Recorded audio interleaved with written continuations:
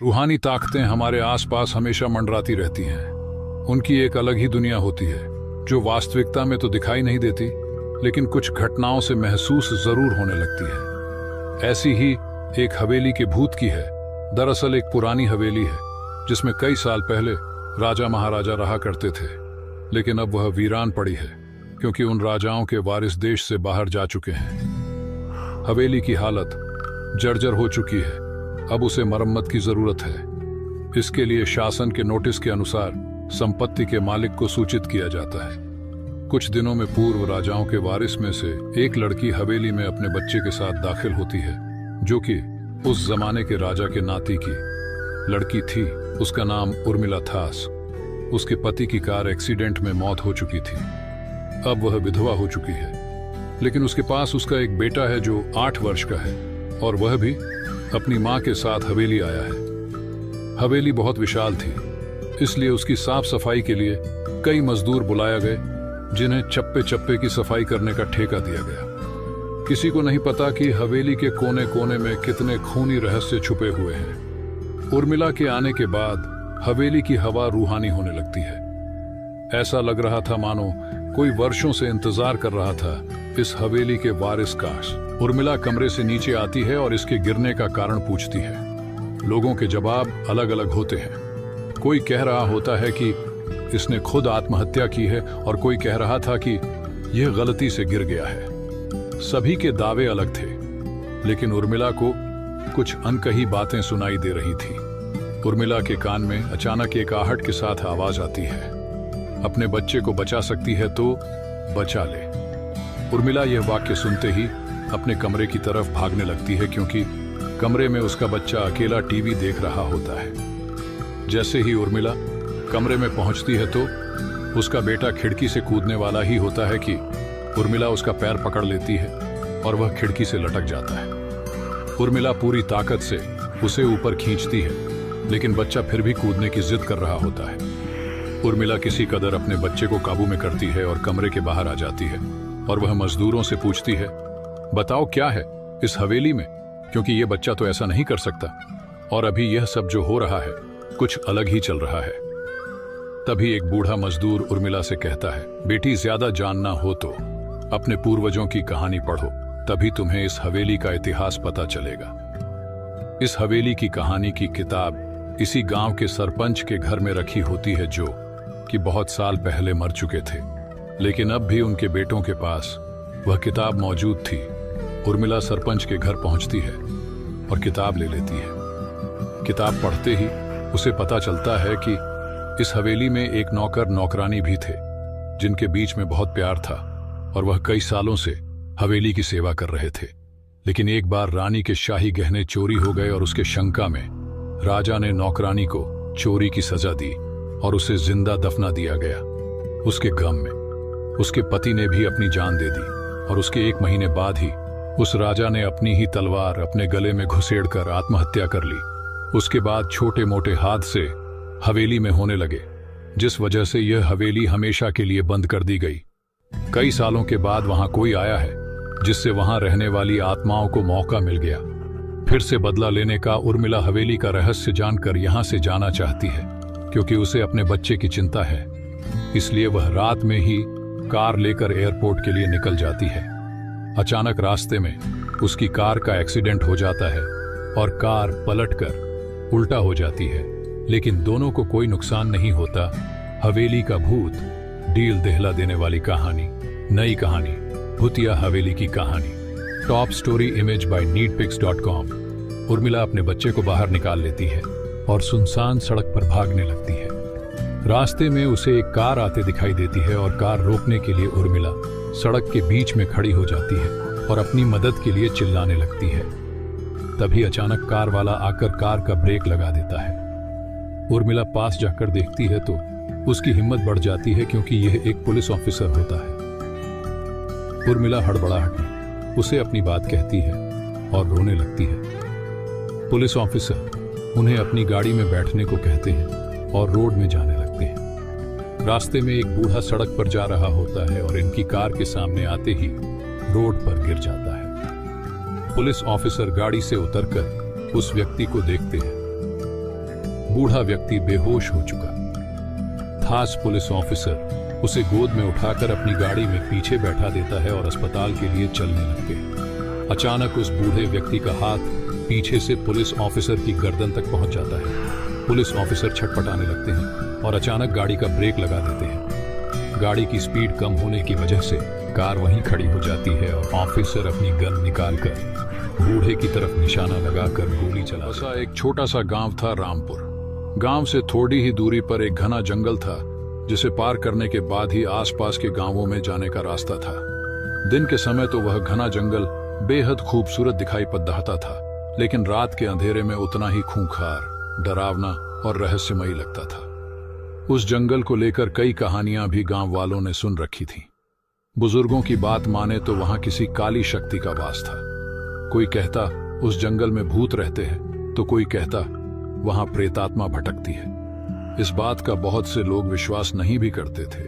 अब हुआ यूं कि एक दिन सुबह सुबह उसी जंगल में एक चरवाहे को एक आदमी की लाश मिली। जब सारे गांव वालों को पता चला तो सब देखने के लिए वहां पहुंच गए। सबसे चौंकाने वाली बात तो यह थी कि उस आदमी के गर्दन पर बड़े बड़े दांतों के निशान थे और ऐसा मालूम होता था जैसे गर्दन से किसी ने शरीर का सारा खून चूस लिया था। सभी अपना अपना तर्क देने लगे। किसी ने कहा यह तो किसी बहुत भयानक जंगली जानवर का काम लगता है, लेकिन गांव वाले उसकी बात से सहमत नहीं थे। बुजुर्गों ने उस निशान को गौर से देखने के बाद कहा कि यह तो किसी खून की प्यासी चुड़ैल का काम है। इस घटना के बाद नतीजा यह हुआ कि अंधेरा होने के बाद जंगल की ओर कोई नहीं जाता था और यह बात भी आग की तरह फैल गई कि जो भी वहां रात में जाएगा वह कभी लौटकर नहीं आएगा। उसी गांव में चंदन और मंगल नाम के दो दोस्त रहते थे। दोनों दोस्त साथ में ही खेती बाड़ी का काम करते थे और पास पास ही रहते थे। एक दिन मंगल की मां ने उससे कहा कि उसके लिए पास वाले गांव से एक अच्छा रिश्ता आया है। जब भी समय मिले अपने दोस्त चंदन के साथ जाकर लड्डेचकी के घर वालों से मिलकर आ जाए। बस फिर क्या था, एक अच्छा दिन देखकर मंगल और चंदन पास के गांव की ओर पैदल ही निकल पड़े। दिन के उजाले में दोनों दोस्त अपने भविष्य की बातों में मगन जंगल से आसानी से गुजर गए। फिर लाडी डडकी के घर वालों से मिलकर दोनों दोस्त अंधेरा होने से पहले ही अपने गांव की ओर बढ़ने लगे। मंगल को लडे डडकी बहुत पसंद आ गई थी, तो वह पूरे रास्ते उसी की बातें करते हुए धीमी गति से चलते जा रहा था। चंदन ने मंगल को मां की बात याद दिलाई कि कैसे मां ने उन्हें कहा था कि आते वक्त कदमों में तेजी और मुंह पर ताला होना चाहिए। आखिर अंधेरा होने के पहले उन्हें गांव की सीमा में प्रवेश भी तो करना था, लेकिन आज शायद किस्मत उनके साथ नहीं थी। न जाने क्यों ऐसा लग रहा था कि आज हर रोज के मुकाबले जल्दी ही अंधेरा हो गया था। अंधेरा होता देखा तो दोनों ने उस बात को गंभीरता से लिया और तेजी से आगे बढ़ने लगे। तभी अचानक उन्हें किसी महिला की चीख सुनाई दी। एक पल के लिए दोनों बर्फ की तरह अपनी जगह पर ही जम गए। थोड़ी देर के सन्नाटे के बाद फिर से एक दर्दनाक चीख से उनके शरीर में एक सिहरन से दौड़ दी। इस बार चीख के बाद एक महिला की आवाज भी सुनाई दी, बचाओ, कोई तो मुझे बचाओ। मंगल ने पीछे मुड़ कर देखा और वह जंगल की ओर जाने लगा। तभी चंदन ने उसका हाथ कसकर पकड़ देच लिया और उससे कहा, कहां जा रहे हो? मंगल, तूने सुना नहीं, कोई मदद के लिए पुकार रहा है। चंदन, मंगल, मेरी बात मान और चल यहां से। यह कोई छलावा भी हो सकता है। तू मां की बात भूल गया? मंगल, लेकिन अगर वाकई में कोई औरत मुसीबत में होगी तो? चंदन, तो उससे हमें क्या? इस जंगल में अक्सर ऐसी आवाजें गूंजती है, उनके पीछे जाना ठीक नहीं। चल चल जल्दी यहां से। मंगल, तुझे जाना है तो जा यहां से, डरपोक कहीं के। मैं तो उस औरत की मदद करने चला। ऐसा कहते हुए उसने चंदन का हाथ झटक दिया और वह जंगल के गहरे अंधेरे की ओर बढ़ गया। चंदन वही बूथ बना खददा था। न ही वह मंगल को अकेले छोड़ देना चाहता था और न ही जंगल में जाना चाहता था। थोड़ी देर तक सब कुछ जैसे शांत सा हो गया। एक अजीब सा सन्नाटा चारों फैल गया। इधर चंदन की बेचैनी बढ़ती जा रही थी। तभी अचानक मंगल की एक दर्दनाक चीख चंदन के कानों पर पड़ी। वह बिना सोचे समझे आवाज की ओर भागता चला गया। मंगल, मंगल मेरे भाई। थोड़ी देर भागने के बाद वह अचानक से रुक गया। उसके ठीक सामने एक काला साया हवा में लहरा रहा था। उस साये का कोई ठोस चेहरा नहीं था, बस दो भयानक लाल आंखें और नुकीले दांतों वाला उसका मुंह नजर आ रहा था। नीचे जमीन पर मंगल तड़हापता हुआ पड़ रहा था और वह काला साया उसके ऊपर इधर से उधर मंडरा रहा था। चंदन ने दौड़ दाटकर मंगल के सिर को अपने गोद में ले लिया। मंगल की गर्दन से खून बह रहा था। चंदन ने अपने गमछे से उसके गले की चोट को लपेट लिया। अपने मित्र की यह हालत देख चंदन का डर कोसों दूर भाग गया था। वह गुस्से से आग बूला हो गया। उसके सामने वह काला साया अब भी यूं ही इधर से उधर मंडरा रहा था। चंदन जानता था कि यह एक काली शक्ति है जिसका सामना वह कर नहीं पाएगा, लेकिन अपने भाई जैसे मित्र की हालत देख वह अपने आपे से बाहर हो गया था। उसने धीरे से मंगल का सिर जमीन पर रखा। मंगल के शरीर में उस वक्त कोई हलचल नहीं थी। चंदन ने आगे बढ़कर उस काले साए से कहा, है निर्दयी, कौन है तू और क्यों मेरे दोस्त की ऐसी हालत कर दी है तूने? वह तो यह सोचकर यहाँ आया था कि एक अबला नारी मुसीबत में है। क्या उसकी अच्छाई नजर नहीं आई तुझे? इस तरह छल से लोगों की जान लेकर क्या मिलता है तुझे? खून की प्यासी है ना तू, तो फिर आ रुक क्यों गई? मेरा खून भी पी ले। अपने प्यारे दोस्त को खोकर मैं भी इस दुनिया में जीना नहीं चाहता। उसकी दुखियारी मां के आंसू देखने से अच्छा है मैं भी उसके साथ यही दम तोड़ दूं। हाँ, कर ले मेरा भी शिकार। चंदन के इतना कहते ही वह काला साया अपनी भयानक आवाज में जोर जोर से हंसने लगा और फिर अचानक उसने तेज गति से चंदन की ओर बढ़ते हुए उस पर हमला कर दिया। वह चंदन के गर्दन को अपने नुकीली दांतों में दबाने ही वाला था कि न जाने क्या हुआ। किसी चीज की चमक ने उसे झटके से पीछे होने पर मजबूर कर दिया, लेकिन झटके से पीछे होने के वक्त उसका एक नुकीला दांत चंदन के शरीर को छूता हुआ गया। उसके दांतों पर चंदन का खून लग चुका था। झटके से पीछे गिरा हुआ वह साया अचानक शांत हो गया। उसके विचित्र शरीर ने अपने आप एक आकार लेना शुरू किया और देखते ही देखते वह काला साया एक खूबसूरत सी लड्ढकी में बदल गया। चंदन अपने शरीर पर लगे घाव को देखने में ही व्यस्त था। जब उसकी नजर सामने पड्ढी लाल वस्त्रों में उस युवती पर पड्ढी तो वह अचानक से चौंक गया। क्या हुआ और कैसे हुआ उसे कुछ भी समझ नहीं आ रहा था। इधर मंगल भी धीरे धीरे होश में आ रहा था। देखते ही देखते दोनों दोस्तों के सारे घाव अपने आप ठीक होने लगे। चंदन, ये सब क्या है? कौन हो तुम? युवती ने कहा। घबराओ नहीं, अब मैं भी तुम्हारी तरह एक साधारण मनुष्य हूं, कोई काला साया या चुड़ैल नहीं। चंदन, क्या मतलब है तुम्हारा? मैं कुछ समझा नहीं। और हमारे घाव? मंगल, तू ठीक हो गया मेरे दोस्त? मंगल ने आगे बढ़कर अपने दोस्त को गले लगाया और कहा, हाँ मेरे भाई, मैं ठीक हूं। मगर यह कौन है? युवती ने आगे कहा, यह कई वर्षों पहले की बात है। मैं अपने सहेलियों के साथ इस जंगल में आई थी। यहां एक तांत्रिक साधना में लीन बैठा था। हमारी आवाज सुन उसकी साधना भंग हो गई और वह मुझे देखते ही अपने होशो हवास खो बैठा। मेरी सहेलियों ने यहां से भागकर अपनी तो जान बचा ली, लेकिन उस तांत्रिक ने मुझे पकड़ दीच लिया। उस वक्त मेरे पास एक छोटा सा छुरा था, तो मैंने अपना बचाव करते हुए उस तांत्रिक पर हमला कर दिया। छुरा उसके छाती में अंदर तक धंस चुका था। उसका बचना नामुमकिन था, लेकिन उसने मरने से पहले न जाने अपनी कौन सी काली शक्ति का इस्तेमाल किया और मुझे एक खून की प्यासी चुड़ैल में बदल दिया। अपने प्राण त्यागने से पहले उस तांत्रिक ने मुझे बताया कि अगर किसी इंसान ने खुद मेरे पास आकर मेरा शिकार होना मंजूर किया तो उस इंसान के खून के एक बूंद से ही मुझे इस घिनौने रूप से आजादी मिल जाएगी। और फिर वह जोर जोर से हंसने लगा, ये कहकर कि कोई इंसान कभी भी ऐसा नहीं करेगा और मैं हमेशा इसी रूप में लोगों का खून चूसती रहूंगी। इतना कहकर उसने अपने प्राण त्याग दिए। लेकिन आज जब मैंने मंगल पर हमला किया तो तुम गुस्से से आग बबूला हो गए और उसके विरह में तुमने अपने आप को मुझे सौंप दिया। जब मैंने तुम पर हमला किया, तुम्हारे गले में मौजूद AUM के लॉकेट ने मुझे पीछे धकेल दिया, मगर गिरने से पहले मेरे नुकीले दांतों पर तुम्हारे खून की कुछ बूंदें लग चुकी थीं, जिसकी वजह से उस तांत्रिक का वह काला जादू खत्म हो गया और अब मैं पुनः अपने पहले रूप में आ गई हूं। चंदन ने अपने गले के AUM लॉकेट को चूमते हुए भगवान का शुक्रिया अदा किया। जब दोनों दोस्त वापस अपने गांव की ओर बढ़ने लगे तो उस युवती ने चंदन के पैरों में गिरकर प्रार्थना की और कहा, चंदन, मेरा यह जीवन तुम्हारी देन है। अब इस दुनिया में मेरा तुम्हारे अलावा कोई नहीं है। मुझे अपनी जीवन संगिनी के रूप में स्वीकार कर मेरा जीवन धन्य कर दो। चंदन ने उस युवती की बात सुन कहा, मगर मैं तो तुम्हारा नाम तक नहीं जानता, और फिर मैं कैसे भूल जाऊं कि तुम एक चुड़ैल हो? युवती ने कहा, मैं एक श्राप की वजह से चुड़ैल होने पर मजबूर थी, लेकिन अब मैं एक साधारण स्त्री हूं। मेरा नाम नंदिनी है। उन दोनों की बात सुन मंगल ने अपने दोस्त से कहा, शायद भगवान की भी यही मर्जी है चंदन। इसके भाग्य में तुमसे मिलना लिखा था, तभी इसके साथ यह सब हुआ।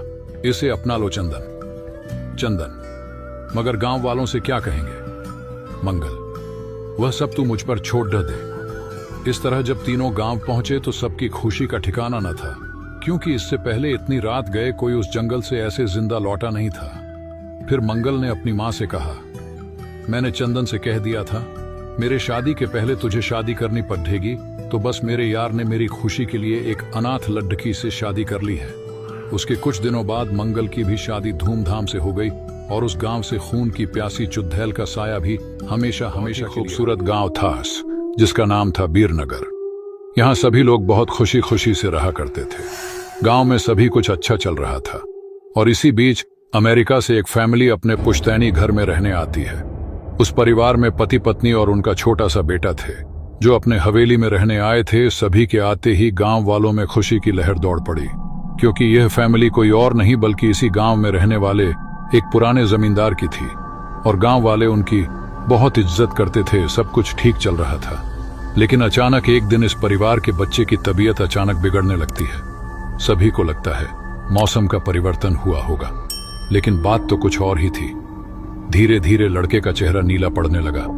आनन फानन में परिवार ने डॉक्टर को बुलाया और डॉक्टर को भी कुछ समझ नहीं आया, तो उसने पास में ही बने एक हॉस्पिटल में उन्हें स्वास्थ्य परीक्षण के लिए आमंत्रित किया, ताकि बच्चे की बीमारी का पता लगाया जा सके। परिवार ने डॉक्टर की सलाह अनुसार हॉस्पिटल जाना जरूरी समझा। सारे परीक्षण होने के बाद भी कुछ नहीं हासिल हुआ। जैसे ही सारा परिवार गांव पहुंचा तो गांव के कुछ बुजुर्गों ने बच्चे की हालत देखकर उन्हें ओझा के पास जाने को कहा। आज भी गांवों में पुराने रीति रिवाज के अनुसार झाड़ फूंक करके इलाज करने की प्रथा कायम है। परिवार सभी सदस्य बच्चे के लिए ओझा के पास भी जाने को तैयार हो गए। गांव के पास ही पहाड़ी में एक बाबा रहते थे, जो कि काली विद्या में भी माहिर थे। जैसे ही उनके आश्रम की सीढ़ियों में वह बच्चा अपने परिवार के साथ पहुंचा तो ओझा जोर जोर से चिल्लाने लगे, तू क्यों आई है? इतने बरसों के बाद भी तेरा बदला शांत नहीं हुआ। यह सब सुनकर बच्चे के माता पिता और गांव वाले दहशत में आ गए। उन्हें समझ नहीं आया कि बाबा को इतना क्रोध क्यों आ रहा है, जबकि उन्हें अभी तक कोई बात बताई नहीं गई। लेकिन बाबा तो काली माया में पारंगत थे, इस वजह से उन्हें रूहानी ताकतों को पहचानना आता था। सभी लोगों ने आश्रम में प्रवेश किया, लेकिन बाबा ने केवल उस बच्चे को पास आने को कहा। बच्चे की हालत बहुत ही खराब थी। उसकी आंखें लाल हो चुकी थीं, उसका शरीर नीला दिखाई पड़ रहा था और उसके शरीर का तापमान आम बुखार से कहीं ज्यादा था। ओझा ने विभूति उठाकर के बच्चे के मुंह पर फेंका। बच्चा जमीन पर लेट गया और जोर जोर से हाथ पैर हिलाने लगा। किसी को कुछ नहीं समझा रहा था कि बाबा की विभूति से क्या चमत्कार हुआ कि बच्चा अपने आप जमीन पर लेटकर ऐसी हरकतें करने लगा।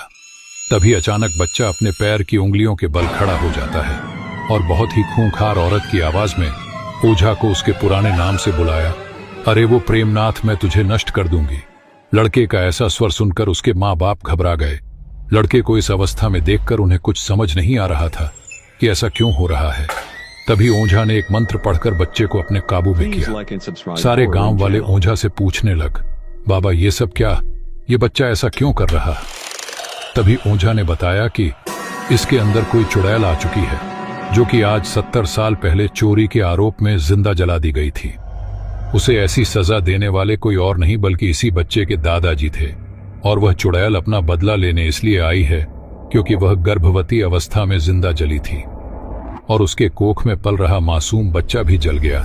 इसी वजह से वह उस वंश बच्चे को भी दर्दनाक मौत देना चाहती है ताकि उसका बदला पूरा हो सके। ये सारी कहानी जानने के बाद उसके परिवार वाले ओझा के सामने गिड़गिड़ाने लगे और अपने बच्चे की जान की भीख मांगने लगे। तभी ओझा ने अपनी घोर तपस्वी शक्ति से मंत्रों के उच्चारण के साथ उस चुड़ैल को मासूम बच्चे से बाहर निकाल दिया और कुछ ही क्षणों में बच्चा सामान्य हालत में आने लगा। सभी को लगा कि सब कुछ हमेशा के लिए ठीक हो गया, लेकिन यह तो एक शुरुआत थी। शौकत पिशाच, आज आपको एक अजीब व गरीब प्रेम की कहानी सुनाती हूँ। जानते हैं ये जो हवेली है ठाकुरों की है, बहुत ही रुआब था। ठाकुर बलदेव सिंह अपने नाम की तरह ही बलवान, बुद्धिमान और रौबदार ठाकुर थे। धनवान तो थे ही, किंतु सुंदरता के भी बद्ध पारखी थे। उनकी 2 पत्नियां थीं जो एक से बढ़कर एक सुंदर थीं, किंतु दोनों के कोई औलाद नहीं हुई। इस कारण ठाकुर बलदेव सिंह हमेशा से ही चिंतित और परेशान रहते। वो सोचते, जो भी धन मैंने कमाया है, ये हवेली, इसका क्या होगा। 4-5 कॉलेज के दोस्त यूं ही टहलने निकले थे, हंसते खेलते मजे करते घूम रहे थे। तब वे ठाकुर साहब की हवेली के रास्ते पर जा रहे थे। श्याम बोला, यहाँ कोई ठाकुर की हवेली है, वहां कोई नहीं जाता, सुना है वहां भूत रहते हैं। दीपा बोली, आज के समय में तुम भूतों पर यकीन करते हो। भूत कुछ नहीं होता। अरे यार, अभी तो दिन है, भूत तो रात में आते हैं, हम दिन में ही वो हवेली देखकर आ जाएंगे। चलो चलते हैं।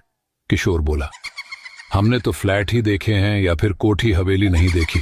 पहले लोग कैसे रहते होंगे, उनकी हवेली की कलाकारी कितनी बड़ी है, सब मुझे देखना है। हर बार तो आया नहीं जाता, अब आए हैं तो देख कर ही जाएंगे। तभी उन्होंने उस रास्ते के पत्थर पर लिखा देखा, श श श। उधर कोई न जाए, वहां कोई रहता है। उस पत्थर पर लिखे को पढ़कर चारों हंसने लगे। किशोर बोला, देखा, वहां कोई पहले से ही रहता है, चलो उससे भी मिल लेंगे। अरे नहीं यार, ये लोग हमें सावधान कर रहे हैं कि वहां भूत रहते हैं, ये नहीं पढ़ा, वहां कोई न जाए। हमने आज तक किसी का कहना माना है, हमेशा अपने मन की है। आज भी अपनी इच्छा से ही उधर भी जाएंगे, देखें भला, हमें कौन रोक सकता है। श्याम डींगे मारते हुए बोला। उसके इतना कहने की ही देरी थी, तभी न जाने कहां से एक गाड़ी वहां आकर रुकी। उसमें से एक व्यक्ति उतरा और बोला, कहिए, आप कहीं जाना चाहते हैं। इतनी देर से जो जैनी शांत होकर उनकी बातें सुन रही थी बोली, हमें कहीं नहीं जाना, हम अब घर जाएंगे। नहीं आए हैं तो उस हवेली को देखकर ही जाएंगे। मैंने इससे पहले कभी हवेली नहीं देखी। प्रशांत उत्सुकता से बोला। दीपा बोली, जैनी ठीक कह रही है, अब हमें घर चलना चाहिए। देखा नहीं, इस रास्ते पर भी कोई आ जा नहीं रहा। मुझे तो डीडीडीचर लग रहा है। तुम लड्ढियचकियां तो होती ही डिडिहर पोक हो। गाड्ढी वाले से बोला, क्या तुम हवेली का रास्ता जानते हो? जी, मेरा तो यही कार्य है, भटके हुओं को मंजिल तक पहुंचाना। थोड़ी नानुकुर के बाद 5 गाड़ी में बैठ जाते हैं, गाड़ी चलने लगती है। क्या तुम यहीं रहते हो? किशोर का सवाल था। जी। तब तो तुम हवेली का भी रास्ता जानते होंगे? नीलिमा ने पूछा। जी, मेरा यही काम है, भटके हुओं को मंजिल तक पहुंचाना। जेनी बोली, क्या इसने? ये 2-4 संवाद ही रटे हुए हैं, इससे कुछ भी पूछना व्यर्थ है। किशोर बोला, अब तक तुम कितने लोगों को मंजिल तक पहुंचा चुके? बहुत हैं, जो भी हवेली में जाना चाहता है। तभी गाड़ी हवेली के सामने आकर रुकी। हवेली देखने में बहुत पुरानी थी, सभी उसे आश्चर्य से देख रहे थे। इस गाधी वाले को यहीं रोक लो, फिर वापसी में इसी से चले जाएंगे। दीपा की बात सबको सही लगी और जैसे ही उन लोगों ने पलटकर देखा, न ही वहां गाड़ी थी न ही वहां ड्राइवर था। हवेली देखकर डर कर भाग गया। श्याम बोला, सभी हवेली की तरफ बढ़े। जैसे जैसे वो आगे बढ़ रहे थे, वैसे वैसे ही रास्ते भी साफ होते जा रहे थे, किंतु उन्होंने उल्लास में इस ओर ध्यान ही नहीं दिया। वाह यार, पहले लोग इतनी बड़ी हवेलियों में रहते थे, क्या ठाठ थे, क्या शान थी। दीपा बोली, हवेली का बद्धा दरवाजा खोलकर वो अंदर घुसे। पहले उन्होंने हवेली को चारों तरफ से घूम घूम कर देखा। इस चक्कर में उन्हें स्मरण ही नहीं रहा कि दिन ढलने लगा है। जब वो लोग अंदर गए तो वहां की शाम देखते ही रह गए। ऐसा लग रहा था जैसे कोई वहां रहता है। तब श्याम ने आवाज लगाई, कोई है, कोई है। तभी एक बहुत सुंदर महिला किसी एक कमरे से बाहर आई और बोली, आइए, आप लोगों का स्वागत है। जैनी बोली, देखो, यहाँ तो पहले से ही कोई रहता है, वैसे ही इसे भूतिया हवेली कहकर बदनाम कर रखा है। उस महिला से बोली, आप अकेली रहती हैं या और भी कोई यहाँ रहता है? वो महिला मुस्कुराकर बोली, आप आइए तो सही और लोगों से भी मुलाकात हो ही जाएगी। उनके लिए खाने का भी प्रबंध किया गया। तब दीपा ने पूछा, आप इस हवेली में कब से रह रही हैं? बरसों हो गए। उसने मुस्कुराकर कहा, ये हवेली किसकी है और इसे भूतिया हवेली क्यों कहते हैं? यहाँ तो आप बड़े ठाट से रह रहे हैं, देखने में किसी रात घराने की तरह हैं। आप हमें इसकी कहानी बताइए। तब उसने कहानी सुनाना आरंभ की।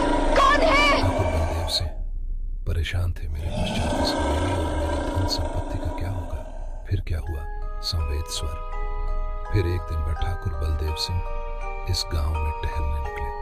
एकाएक उनके घोटे के सामने एक बहुत ही सुंदर लड़की आ गई, जिसे वो देखते ही बिल्कुल आप ही की तरह होगी। व्यक्ति की चाहत होती है कि उसे एक खूबसूरत दुल्हन मिले, लेकिन घूंघट उठाते ही यह पता चले कि जिसे दुल्हन बनाकर लाए हैं वह लड़की नहीं, भूतनी है, तो सोचिए क्या गुजरेगी उस व्यक्ति पर। ऐसी ही एक पुरानी घटना है बिहार के दरभंगा जिले के नेहरा गांव की। गांव के निवासी राधेश्याम चौधरी बताते हैं कि इस गांव के एक युवक की शादी हुई। युवक अपनी दुल्हन को लेकर घर वापस आ रहा था। उन दिनों डोली में बैठकर दुल्हन आती थी। रास्ते में डोली लेकर चलने वाले जब थक गए तो उन्होंने एक पेड़ के नीचे डोली को रख दिया और सुस्ताने लगे। कहते हैं कि इसी बीच एक भूतनी ने दुल्हन को मार दिया और उसके शरीर पर कब्जा कर लिया। कोई भी इस घटना को समझ नहीं पाया और दुल्हन की डोली ससुराल आ गई। रात के समय जब दुल्हा अपने कमरे में पहुंचा, दुल्हन का घूंघट उठाकर उसका चेहरा देखने लगा। तभी उसे तेज प्यास लगी और पानी पीने की इच्छा जताई। दुल्हन बैठे बैठे हाथ बढ़कर कुएं से पानी भर लाई। यह देखकर दुल्हा बेहोश हो गया। जब होश आया तो दुल्हन के रूप में बैठी भूतनी ने कहा कि तुमने मेरा राज जान लिया है, अब मैं तुम्हारे पास नहीं रह सकती हूँ।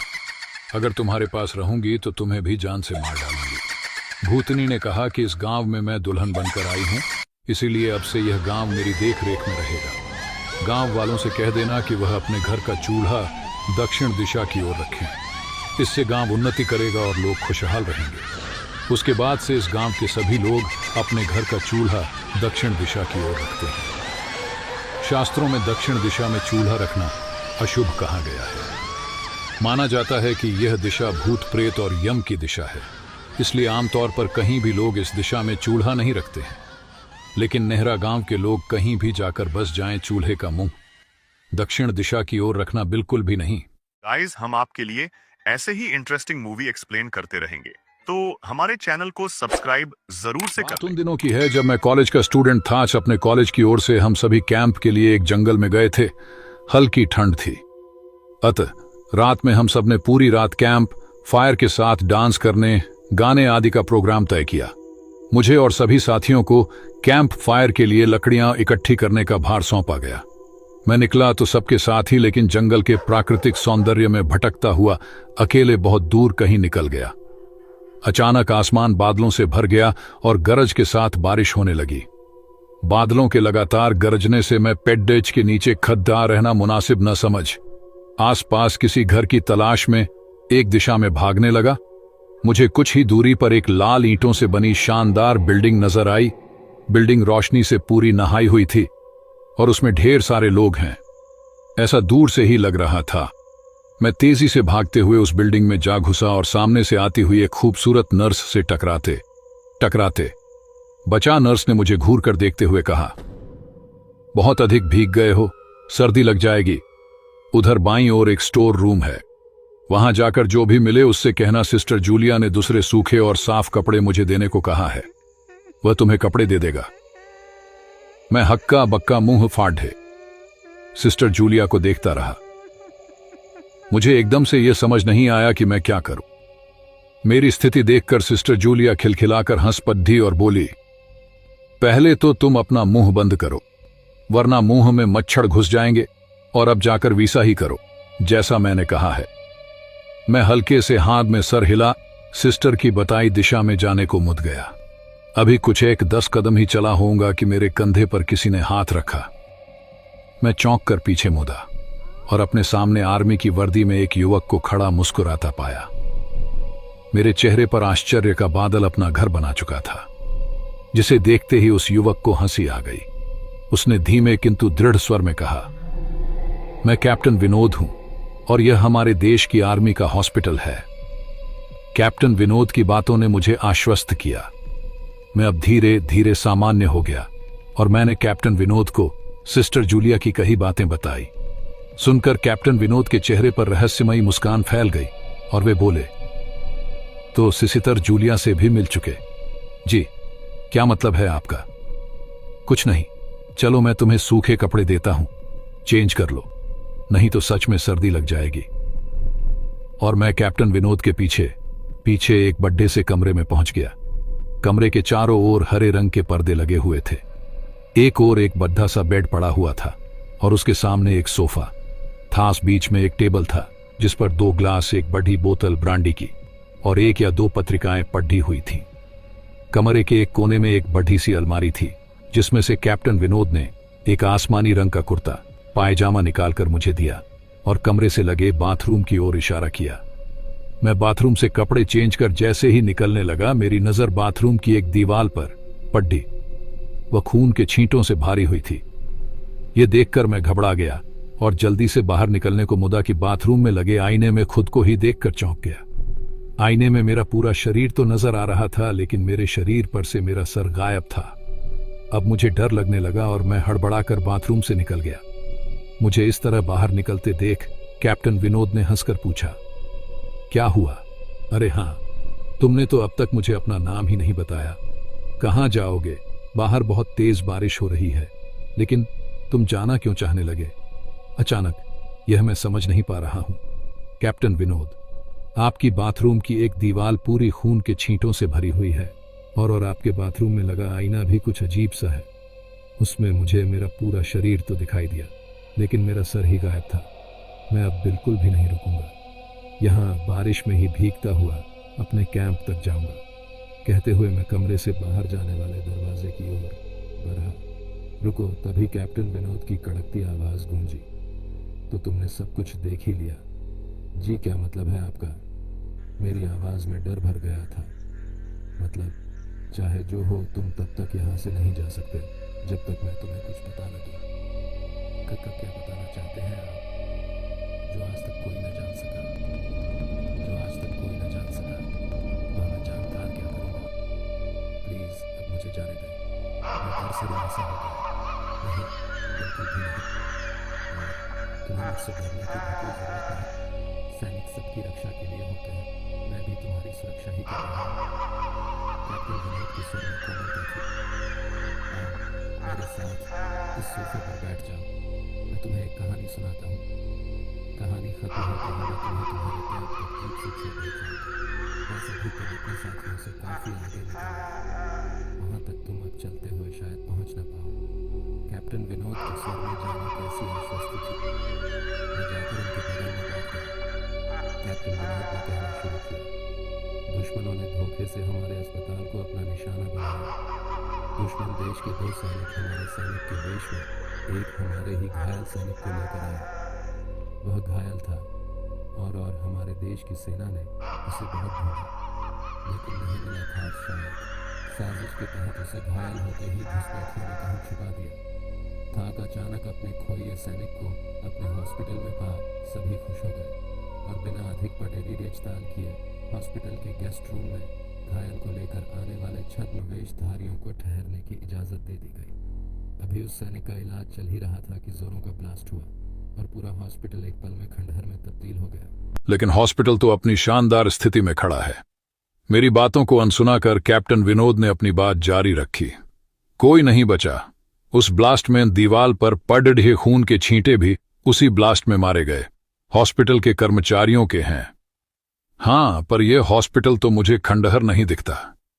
जवाब में कैप्टन विनोद के चेहरे पर रहस्य भरी मुस्कान फैल गई और उनका चेहरा अजीब से भावों से भर गया। मैं उनके चेहरे को देखकर अंदर से दहल गया। फिर भी मैंने हिम्मत कर पूछा, आप उस ब्लास्ट में बच कैसे गए? सुनते ही कैप्टन विनोद ठहाका लगाकर हंस पड़े और मुझ पर एक भरपूर नजर डालते हुए कहा, यह कहानी आज से मात्र 10 वर्ष पहले की है और मैं तो आज से 50 वर्ष पहले मर चुका हूं। इसके आगे उन्होंने क्या कहा मुझे कुछ नहीं मालूम। चेहरे पर गीलेपन का एहसास जब काफी हुआ तो मैं जैसे नींद से जागा। मुझे घेरे हुए मेरे सभी सहपाठी और टीचर खड़े थे। मेरे आंख खोलते ही मेरे सर ने कहा, थैंक गॉड, तुम्हें होश आ गया। तो क्या मैं बेहोश था? हां, तुम जंगल में जाने कहां भटक गए थे। जब सभी लौट आए और तुम नहीं आए तो हम सभी मिलकर तुम्हें ढूंढने निकले। काफी दूर जाने के बाद हमने एक जीप आती दिखाई दी जिसमें एक आर्मी मैन तुम्हें पीछे की सीट पर सुलाए हुए हमारे कैंप को ढूंढते हुए आ रहे थे। उन्होंने हम सबको भी अपनी जीप पर बिठाया और कैंप तक छोड़ा। हमने उन्हें काफी रोकने की कोशिश की, लेकिन वे यह कहते हुए चले गए, अभी नहीं रुक सकता। एक जरूरी काम है। जब हमने तुम्हारे बेहोश जाने और उन तक तुम्हारे पहुंचने के बारे में पूछा तो बोले सोमेश ही बताएगा और जो भी बताएगा वह सब अक्षरश सच होगा। सबकी उत्सुक निगाहें अपनी ओर लगी देख मैंने धीमे स्वर में पूछा, प्लस क्या उनका नाम कैप्टन विनोद था? सर ने हां मैं सर हिलाया। मैंने सबको उधर चलने को कहा जिधर से सबने जीप आती देखी थी। पहले तो सर तैयार नहीं हुए, लेकिन मेरे बहुत कहने पर वे राजी हो गए। सुबह होते ही हम उधर की ओर गए। मैं उस जगह पर पहुंचकर गहरे आश्चर्य में डूब गया। वहां एक अधजला खंडहर था जिसके एक टूटे पत्थर पर लिखा था आर्मी हॉस्पिटल कै समाप्त। गाइस, हम आपके लिए ऐसे ही इंटरेस्टिंग मूवी एक्सप्लेन करते रहेंगे, तो हमारे चैनल को सब्सक्राइब जरूर भी से बड़ा करें। खड्डिश खद्दश खड्डा खड्ड। ट्रेन द्रुत गति से भागी चली जा रही थी। संध्या काल का समय था। तेज बारिश और बीच बीच में बिजली की चमक वातानुकूलित कोच की खिड़कियों से अपनी उपस्थिति दर्ज करा रही थी। केबिन का एकांत और यह भयावह मौसम मुझ जैसे डरपोक आदमी को और डरा रहा था। थोड़ी देर बाद गाड़ी के पहियों की रफ्तार कम हुई और एक मध्यम से स्टेशन पर गाड़ी रुकी। बारिश इतनी ज्यादा थी कि मैं स्टेशन का नाम नहीं पर याच पा रहा था। मैं अपने केबिन में अकेला था और इस उद्विग्न बुन में था कि कोई सहयात्री आए जिससे वार्तालाप करते करते आगे का रास्ता आसानी से काटा जा सके और एक अंदरूनी भय जो मेरे अंदर जागृत हो चुका है उससे मुझे निजात मिल सके। तभी किसी ने केबिन का दरवाजा खटखटाया और एक शांत सा दिखने वाला व्यक्ति केबिन में दाखिल हुआ। अपना सामान आदि व्यवस्थित करने के बाद वो मेरी तरफ देखकर मुस्कुराया और मेरी तरफ हाथ आगे बढ़कर उसने अपना परिचय दिया। मैं मिस्टर घोष। वो बोला, मैं कोलकाता जा रहा हूं पुनर्जन्म से संबंधित एक कार्यशाला में भाग लेने के लिए। मैंने उसे बताया कि मैं कानपुर में व्याख्याता के पद पर हूं और पटना जा रहा हूं। उसने कुछ खाने का सामान निकाला और मुझसे भी खाने हेतु आग्रह किया, किंतु मैं बहुत ही सशंकित व्यक्तित्व का प्राणी, ट्रेन में किसी अजनबी के द्वारा दिए गए खाने को लेना असंभव था मेरे लिए। मैंने बहुत विनम्रता से उसके आग्रह को ठुकराया। वो भी कम उस्ताद नहीं था। कसकर हंसा और बोला, संशय कर रहे हैं मेरे ऊपर? अभी तो कुछ नहीं, देखिए आगे क्या क्या होता है। उसके यह शब्द सुनकर मुझे सांप सूंघ गया, किंतु मैंने किसी तरह अपनी घबराहट को छिपाया। कोई स्टेशन आने पर वो उतरता और ट्रेन चलने के बाद किसी दूसरे कंपार्टमेंट से CRH कर फिर आ जाता। पूछने पर बोलता कि बीच बीच में रेलवे की नौकरी भी कर लेता हूँ। थोड़ी देर बाद मैं और वह विभिन्न विषयों पर चर्चा करने लगे। उसने पुनर्जन्म से संबंधित बातें प्रारंभ की और पुनर्जन्म को अंधविश्वास बताया। थोड़ी देर बाद उसने मुझसे पूछा कि क्या आप भूत प्रेत पर विश्वास करते हैं? मैंने कहा बिल्कुल। वो जोर से हंसा और बोला, यह सब बकवास है। मुझे भूतों पर विश्वास था, किंतु वो भूतों के अस्तित्व को नकारता रहा। रात अपने यौवन पर पहुंच चुकी थी।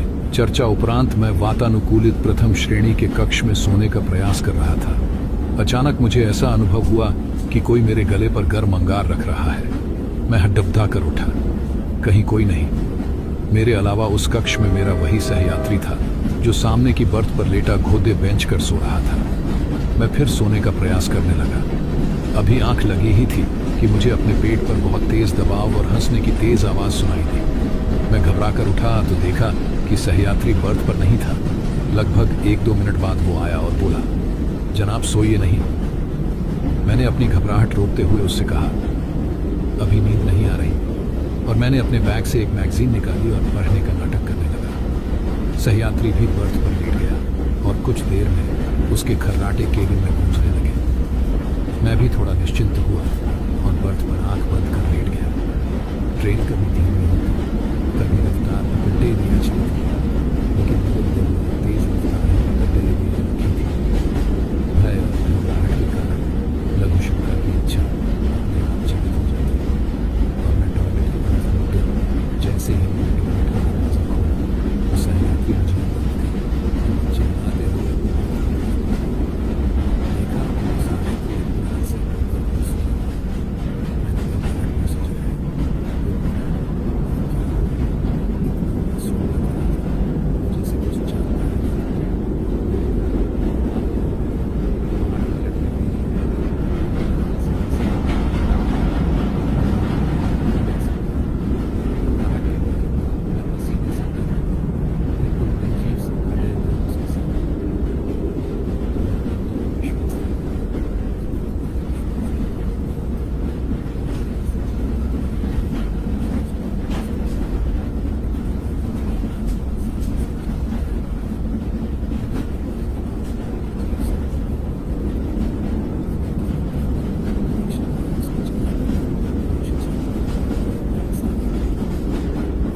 आपको किस्सा बताने जा रहा हूँ। वो हमारे कस्बे के भूतहा अस्पताल का है। सारे कस्बे के लोग इस अस्पताल को भूतहा अस्पताल कहते हैं। इस अस्पताल का असली नाम विक्टोरिया अस्पताल है। इस अस्पताल को आज से करीबन 100 साल पहले अंग्रेजों ने बनवाया था। उस अस्पताल के सामने एक कब्रिस्तान है। मेरे दादाजी ने मुझे बताया था कि आज से 60 साल पहले इस अस्पताल में ऑपरेशन के दौरान एक लड़की की मौत हो गई थी। तब से उस लड़की की आत्मा उस अस्पताल में भटकती है। रात ढलते ही कोई भी इंसान उस रास्ते से नहीं गुजरता है, क्योंकि उस लड़की की आत्मा राहगीरों को परेशान करती है। हालांकि मैं दादाजी की बताई पुरानी भूतहा कहानियों में ज्यादा विश्वास नहीं करता था। एक रात मैं अपने 2 दोस्तों अंकित और राजू के साथ रात को बाइक पर घूम रहा था। तभी मेरे एक दोस्त ने मुझसे विक्टोरिया अस्पताल वाले रास्ते से चलने को कहा। हम में से कोई भी ज्यादा भूत प्रेतों पर विश्वास नहीं करते थे और हमने उस रास्ते से जाने का पक्का किया। उस समय रात के 10 बज चुके थे।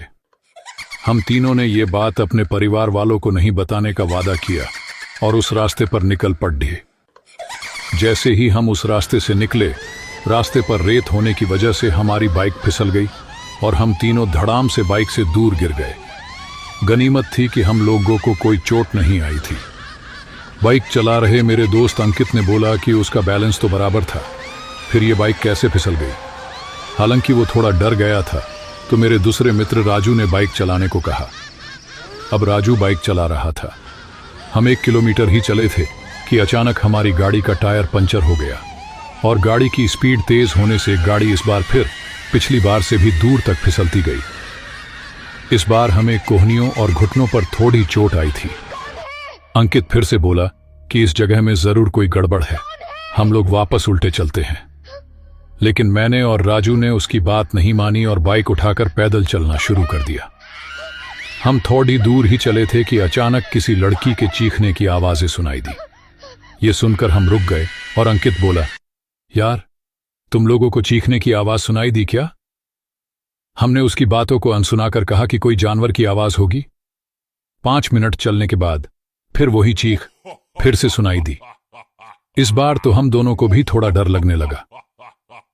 हम तीनों ने वापस चलने के बारे में सोचा, लेकिन हम रास्ते के बीच में आ गए थे। पीछे चलने में 3 किलोमीटर और आगे चलने में 2 किलोमीटर बाकी थे।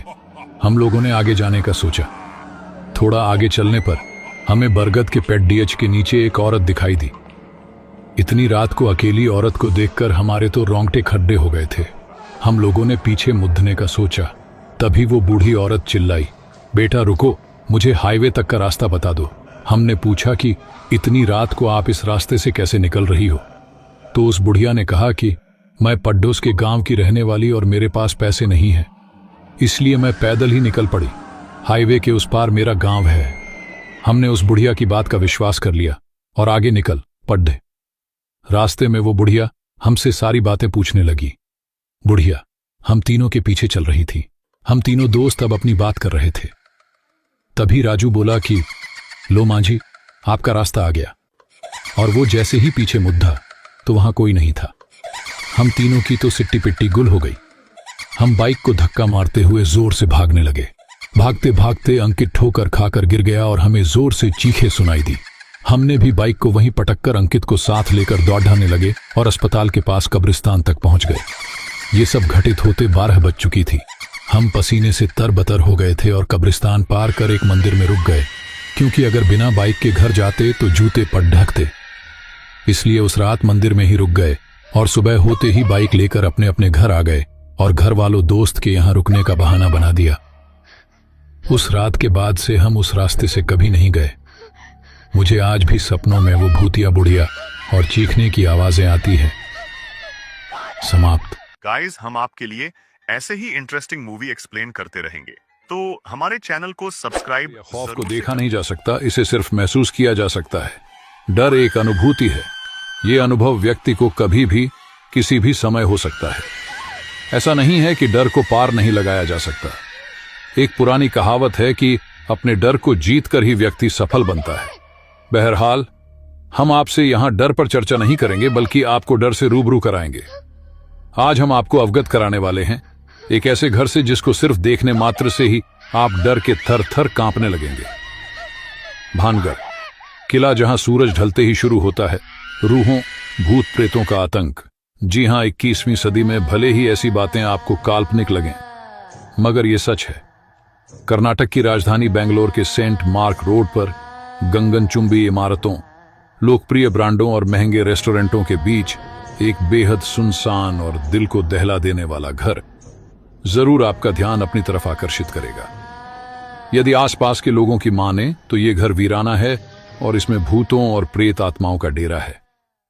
इस घर को यदि आप ध्यान से देखें तो आपको मिलेगा कि आज ये विशाल घर एक खंडहर में तब्दील हो गया है, जिसके आसपास घने पेड़ों और झाड़ियों के अलावा छोटे मोटे जीव जंतुओं ने अपना डेरा जमा लिया है। इस घर की पार्किंग में आपको एक पुरानी कार दिखेगी, जो इस घर से ज्यादा डरावनी है। कहते हैं कि उस घर की मालकिन की आत्मा आज भी इस कार में वास करती है। इस हॉन्टेड हाउस के पास रह रहे लोगों की माने तो इस घर में इलाके की 2 प्रभावशाली महिलाएं डल्सी और वेरा वाज रहती थी।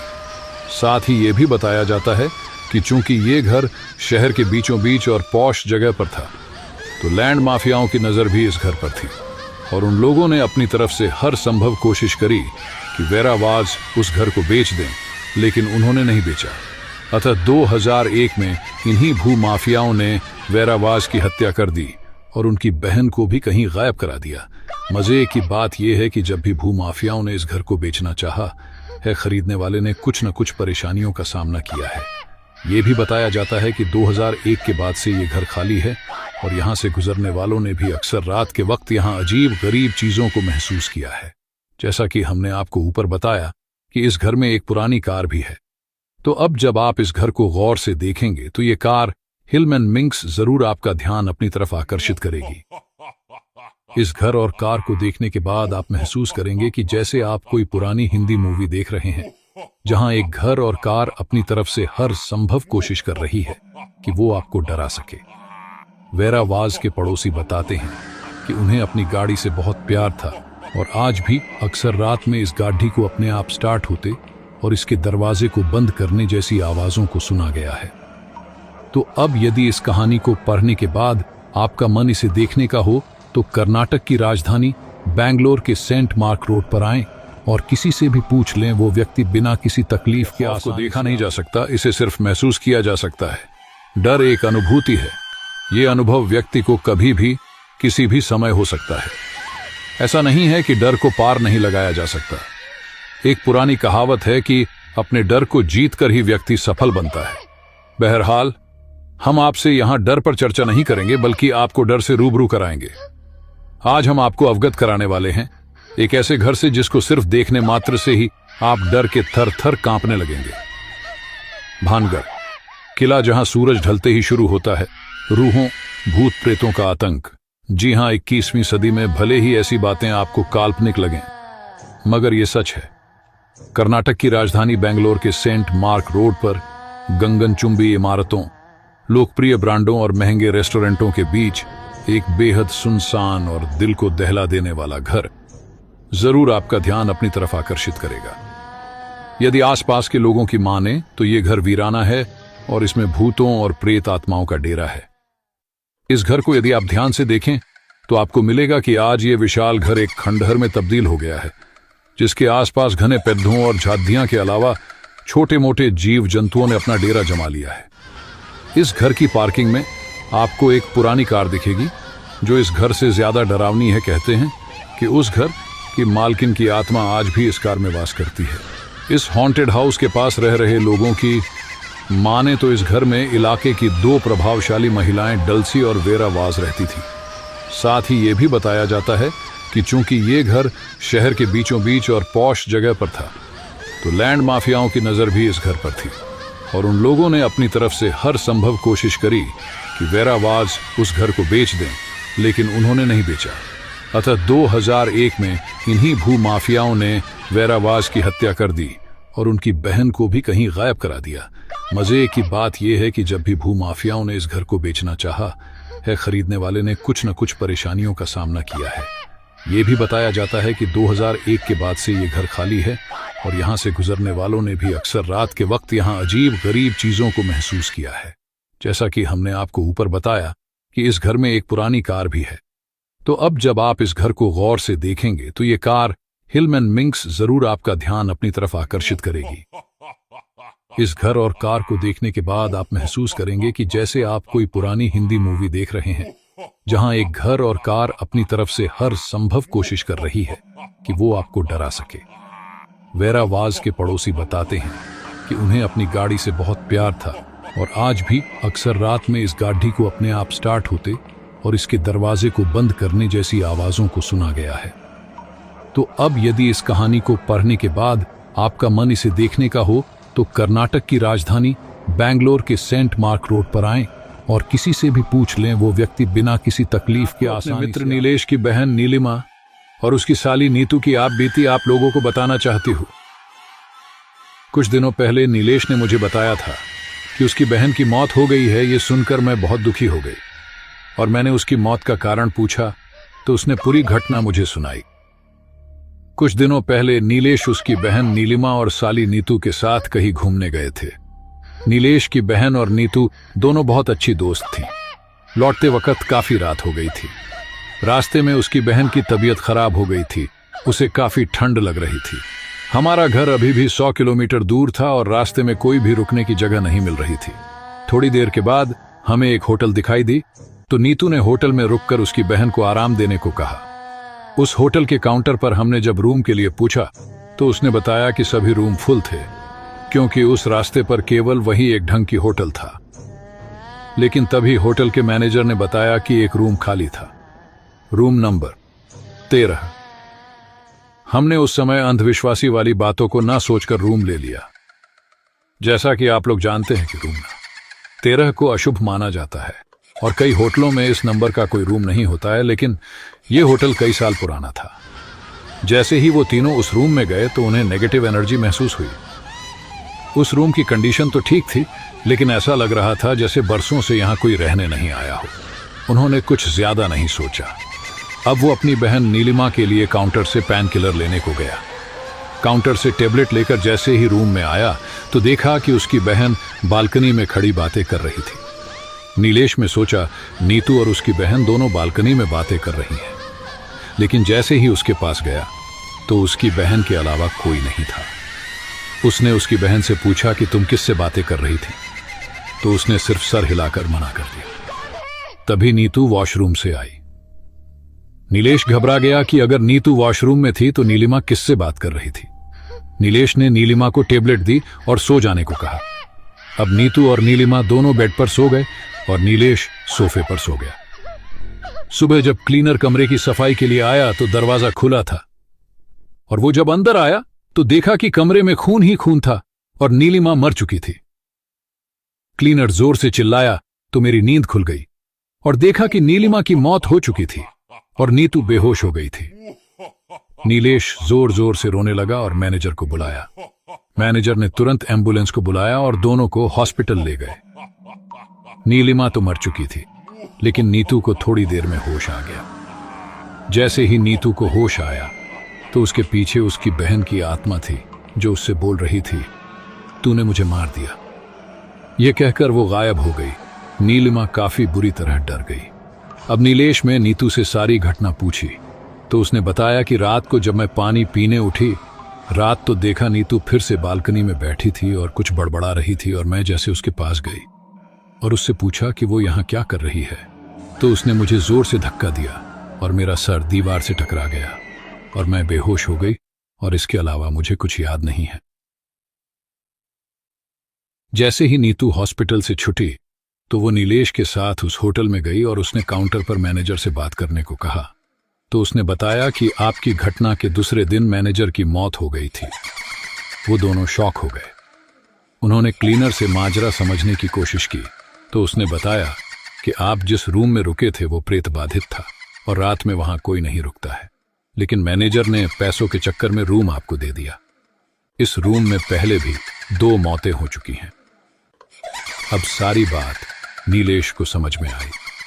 इस घटना के बाद नीलेश काफी सदमे में चला गया और जैसे ही आपको सुनाने जा रहा हूं, कभी न कभी किसी न किसी को किसी से प्यार तो हुआ ही होगा। मुझे भी हुआ था। लेकिन इंसानों से नहीं, बल्कि एक जिन्नात लड़की से। आपको जानकर हैरानी होगी कि एक इंसान को जिन्नात लड़की से कैसे प्यार हो सकता है। दरअसल मुझे पहले पता नहीं था कि वो एक जिन्नात लड़की है, लेकिन जब पता चला तो मेरी तो हालत ही खराब हो गई। आज मैं आपको अपनी वो डरावनी, दिल को दहला देने वाली एक हॉरर स्टोरी बताने जा रहा हूं। दोस्तों, कहानी सुनने से पहले एक बार इतना जरूर चेक कर लीजिए कि कहीं आपकी भी गर्लफ्रेंड जिन्नात तो नहीं है। तो चलिए जिन्नात, खून की प्यासी शुरू करते हैं। बात उन दिनों की है जब मैं कॉलेज में पढ़ाई करता था।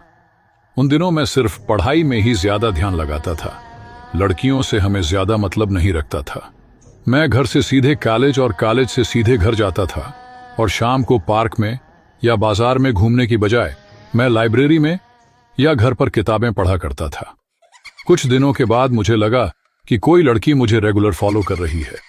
वह मुझे कॉलेज में, कैंपस में, लाइब्रेरी में हर जगह दिखती थी। अब तो धीरे धीरे मैं भी उसकी तरफ खींचने लगा था। मुझे वो लड़की अब अच्छी लगने लगी थी, लेकिन मेरी हिम्मत नहीं होती थी कि मैं उससे जाके कुछ कह सकूं। एक दिन मैं पहली बार अपनी क्लास को छोड़ करके कॉलेज के कैंपस में बैठा हुआ था, वो भी सुदूर एक कोने में जहां पूरा सन्नाटा था और वहां कोई आता जाता भी नहीं था। तभी वो लड़की अचानक से मेरे सामने आ गई और मेरे ही सामने आकर के बैठ गई। अब तो मेरी जैसे सांसें ही रुक गई हूं। वो धीरे धीरे मुझसे बात करने लगी। मैं भी धीरे धीरे उससे बातें करना शुरू कर दिया। फिर ये सिलसिला लगातार चलता रहा। वह मुझे कभी भी, कहीं भी, किसी भी जगह मिल जाती और मुझसे ढेरों बातें करती, लेकिन कभी कभी मैं उससे उबता तो मैं कहता कि यहां से चली जाओ, लेकिन वो गुस्साने लगती और जाती नहीं।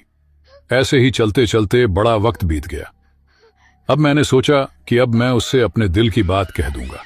बस मुझे अब एक अच्छे मौके की तलाश थी। फिर वो लड़की मुझे वहां से एक सुनसान इलाके में लेकर के चली गई। मुझे कुछ अजीब सा लग रहा था और मन में ख्याल भी बड़े अजीब व गरीब और डरावने आ रहे थे। तभी एक बरगद के पेड़ के पास एक वीराने में जाकर के हम रुक गए और वो बोली, ये है मेरा घर, अब तुम भी मेरे साथ यहीं रहोगे। मुझे तो पहले ये एक भद्दा मजाक लगा, लेकिन जब मैंने उससे पूछा कि हम इस पेड़ पर क्या करेंगे तो वो गुस्साने लगी और वो गुस्साते गुस्साते धीरे धीरे वो अपने असली रूप में आने लगी। और जब मैंने उसके असली रूप को देखा तो अब मेरी हालत हद से ज्यादा खराब हो चुकी थी, क्योंकि वो लड़की नहीं, एक जिन्नात थी। अब तो मुझे अपनी किस्मत पर भी रोना आ रहा था। मैं चिल्लाना चाह रहा था, लेकिन मेरे मुंह से कोई आवाज नहीं निकल रही थी। मैं भागना चाह रहा था, लेकिन चाह करके भी मेरे कदम उस जगह से हिल ही नहीं पा रहे थे। मैं हाथों को हिलाना भी चाह रहा था, लेकिन चाहकर मेरे हाथ भी हिल नहीं रहे थे। शायद मैं पूरी तरीके से उसके कब्जे में आ चुका था। सारी मेरी कोशिशें बर्बाद होती जा रही थीं, और उसके बाद मेरे ऐसे चेहरे को देख करके उसने थोड़ी मेरे ऊपर दया की। वह जिन्नात लड़की अब अपने पूरे रूप में आ चुकी थी, बेहद डरावनी दिख रही थी, और उसने मुझसे कहा कि तुम मुझे अच्छे लगते हो और अब तुम कहीं नहीं जा सकते हो, अब तुम मेरे साथ ही रहोगे। मेरे तो समझ में नहीं आ रहा था कि मैं करूं तो क्या करूं। अब वो लड़की अपने नुकीले हाथों से मेरे ऊपर हमला करने जा रही थी, या यूं कहें कि उस नुकीले दांतों से वो मुझे जान से मार देना चाहती थी। लेकिन तभी वो रुक गई और उसने मुझसे कहा कि क्या तुम कुछ और कहना चाहते हो? तो मैंने केवल हाथ जोड़ करके इतना कहा कि मुझे माफ कर दो, मैंने तुम्हारा क्या बिगाड़ा है, मुझे छोड़ दो। लेकिन वो केवल हंस रही थी और कुछ नहीं बोल रही थी। उसके बाद से मैंने देखा कि दूर मजार पर से एक पीर बाबा आ रहे थे, और वो लड़की मुझे वहां से लेकर के एक खंडहर में चली गई, और वहां पर वो मुझे तड़ाडढ़ पाने लगी। मेरा सर बार बार इधर से उधर दीवारों पर लड़ रहा था। शायद ये आवाज बाबा तक पहुंच गई, और वो धीरे धीरे उस कोठे नुमा खंडहर में पहुंच गए, और उन्होंने उस जिन्नात को अपने कब्जे में किया और मेरी जान बचाई। और जाते जाते मुझे एक ताबीज दी और बोले कि अब इसे अपने गले से मत उतारना। ये जिन्नात लड़की बहुत ताकतवर है, ये अक्सर यहाँ पर लोगों को इसी तरीके से मारती है और उन्हें अपने साथ रखना चाहती है। तुम्हारी किस्मत अच्छी थी कि तुम आज बच गए, क्योंकि हर समय हर बार सबकी किस्मत अच्छी। अमावस की रात, यह सोचकर तुम्हारे रोंगटे खड़े हो जाएंगे कि कहानी पढ़ते वक्त पीछे मत देखना, वरना खतरनाक हो सकता है। पीछे भूत भी हो सकता है, सोच लो, देखना मत। देखोगे तो रह जाओगे मत। देखो मत देखो मत देखो, चुपचाप कहानी पढ़ते रहो। देखो कहाँ था, देखना मत। देख लिया ना, कुछ भी तो नहीं था। मगर डरे ना, इसी तरह के भय को ही तो डर कहते हैं। डर एक ऐसी चीज बनाई है भगवान ने कि पूछो मत, बस हम लोग डर डर के जीते जा रहे हैं, जीते जा रहे हैं। जाने कब ये डर खत्म होगा, शायद मरने के बाद, क्योंकि मरने के बाद तो सारे डर खत्म, खल्लाश हो जाते हैं। देखो ये सब बकवास है, बहुत हो गई ये डर की बातें। कहानी पढ़ो। चलो, डर तो अभी लगेगा जब कहानी पढ़ोगे। एक समय की बात है, अकालगढ़ में कभी भी अकाल नहीं पड़ा था, तब भी इसका नाम अकालगढ़ था। और अकाल अब पड़ता है तब भी इस गांव का नाम अकालगढ़ है। इस गांव के अकाल पड़ने की भी एक कहानी है। सुनाऊं क्या? नहीं, अरे नहीं सुनाऊंगा तो तुम्हें क्या घंटा समझ में आएगी। चलो अब असली बात पर आते हैं। अकालगढ़ में दो भाई नीरज और राजू अपनी बीवी के साथ बढ़िया रहा करते थे। राजू और नीरज में अच्छी बनती थी। नीरज का विवाह नहीं हुआ था पर होने वाला था। कुछ दिनों बाद नीरज की भी शादी हो गई। कुछ दिनों तक तो ठीक ठाक चलता रहा, पर उनकी बीवियों में आपस में नहीं बनती थी, तो उन्होंने अलग अलग रहने का फैसला किया। दोनों अलग अलग रहने लगे। राजू अलग होने पर बहुत कामचोर हो गया था। पहले वह भाई नीरज के साथ थोड़ा बहुत काम काज कर लिया करता था। वह दिन दिन और कामचोर होता गया और उसकी आर्थिक स्थिति खराब हो गई और नीरज अपना काम काज सही करता रहा। उसने अपनी मेहनत से काफी अनाज खेत से उगाया। ये सब देख देख कर उसका भाई राजू बहुत जलता था, पर नीरज अपनी तरफ से सही था। एक दिन राजू और उसकी पत्नी ने मिलकर नीरज की पत्नी को रात में मार दिया। नीरज किसी काम से बाहर गया हुआ था। दोस्तों, वह रात अमावस्या की रात थी। चांद अपनी पूरी रोशनी पर था। तारे टिमटिमा रहे थे। रात बिल्कुल शांत थी। उन दोनों ने उसके घर कूदकर पहले सारा अनाज चुरा लिया। जब नीरज की पत्नी को पता चला कि उसके अनाज की कोई चोरी कर रहा है, तब उसने उठकर देखा तो राजू और उसकी बीवी अनाज चुराने में लगे थे। तब नीरज की बीवी ने कहा कि आप यह क्या कर रहे हो, अपने ही घर में चोरी। ये सुनकर राजू और उसकी बीवी ने सोचा कि अगर इसने गांव वालों को बता दिया तो वो लोग हमें गांव से ही निकाल देंगे।